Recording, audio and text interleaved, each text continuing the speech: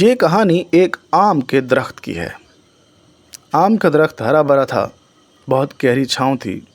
گاؤں کے سبھی لوگ آتے، اس آم کے درخت کے نیچے بیٹھتے، آپس میں گپ شپ کرتے، ہنسی مذاق کرتے، اور آم کا درخت بھی بہت خوش رہتا کہ دیکھو میری چھاؤں کی وجہ سے، میرے گہرے پتوں کی وجہ سے لوگ میرے نیچے بیٹھنا پسند کرتے ہیں اور باتیں کرتے ہیں، اور جو مجھے اکیلا نہیں چھوڑتے۔ تو وہ آم کا درخت بہت خوش تھا۔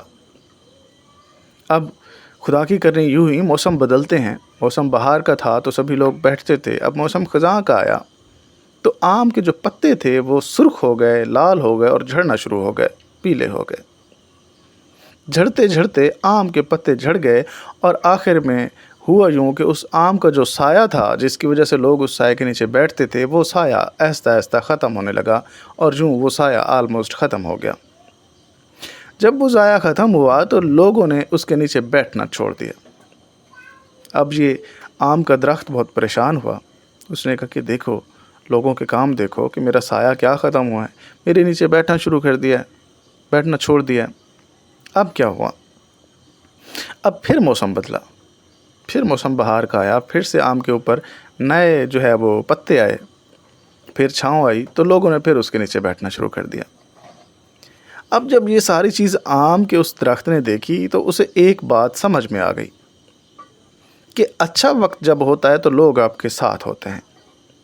جب موسم بہار کا ہوتا ہے، جب آپ کے پاس سب کچھ ہوتا ہے تو لوگ آپ کے ساتھ ہوتے ہیں، اور جب موسم خزاں کا ہوتا ہے، جب آپ کے اوپر برا وقت آتا ہے تو لوگ آپ کے سائے میں بیٹھنا تو دور، آپ کے قریب بیٹھنا تو دور، آپ کو دیکھنا بھی گوارا نہیں کرتے۔ اب وقت آگے گزرتا گیا، اور یوں آم کے اوپر پھل لگنا شروع ہوا، یعنی آم لگنا شروع ہو گئے۔ اب جیسے ہی یہ آم لگنا شروع ہوئے، آم ذرا بڑے ہوئے، تو لوگوں نے پتھر مارنا شروع کیے، اور پتھر مارتے آم نیچے گرتے اور آم اٹھا کے کھاتے۔ تو اس بات سے اس آم کے درخت کو ایک بات اور سمجھ میں آ گئی۔ وہ بات یہ سمجھ میں آئی کہ آپ چاہے لوگوں کے ساتھ جتنا مرضی بھلا کریں، لوگ آپ کو پتھر ہی مارتے ہیں۔ یعنی اس آم کو یہ بات بھی سمجھ میں آ گئی کہ آپ کبھی بھی لوگوں سے اچھے کی امید نہ رکھیں۔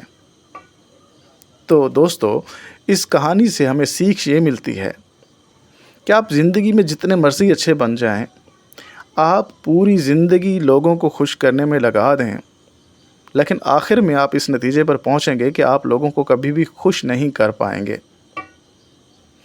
آپ کے اوپر اگر کبھی اچھا وقت ہوگا، آپ کی زندگی میں سب کچھ آپ کے پاس ہوگا، تو بہت سے آپ کے دوست بھی بنیں گے، یار بھی بنیں گے، دنیا بھی آپ کے ساتھ ہوگی، زمانہ بھی آپ کے ساتھ ہوگا۔ اور اگر کبھی آپ کے اوپر برا وقت آیا تو یہی دوست، یہی یار، یہی دنیا والے آپ کو چھوڑ دیں گے، اور بلکہ آپ کو اکیلا چھوڑ دیں گے۔ یہی دنیا کی حقیقت ہے، یہی اس معاشرے کی حقیقت ہے۔ اس لیے زندگی میں دوسروں پر یقین رکھنے کی بجائے، بھروسہ رکھنے کی بجائے، خود پر اور اپنی ذات پر بھروسہ رکھیں، اور اللہ تعالیٰ کی ذات سے بھروسہ رکھیں۔